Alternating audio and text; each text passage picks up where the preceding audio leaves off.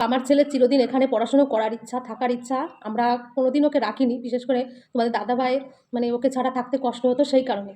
তো আমার ছেলেকে আমি তবুও বলেছি, "বাবা ওখানেই থাক, আমরা ওখানেই থাকি। সবাই একসঙ্গে থাকবো, ভালো থাকবে। আমার ননদ থাকবে, সবাই থাকবো আমরা।"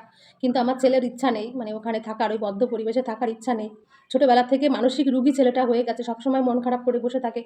অর্ণবকে পুরো দায়িত্ব আমার ভাই নিয়েছে যে ওর সমস্ত দায়িত্ব আমি নেব। ওর টিউশনি পড়া, ওই স্কুলে যেয়ে ভর্তি করে আমার ভাই নিজে ভর্তি করে দিয়ে আসছে ওকে। আর আমরা আমার শাশুড়ি মায়ের কাছে যাবো না কে বলেছে? বিশেষ করে আমি তো সব জায়গায় যাওয়া আসা করবো। আমার বিশেষ করে মনটা ভালো নেই। তো বাবার বাড়িতে আমি কদিন থাকবো, মায়ের কাছে যেয়ে কদিন থাকবো। আমার ননদ আছে ওখানে, আমার ভাসুর আছে ওখানে।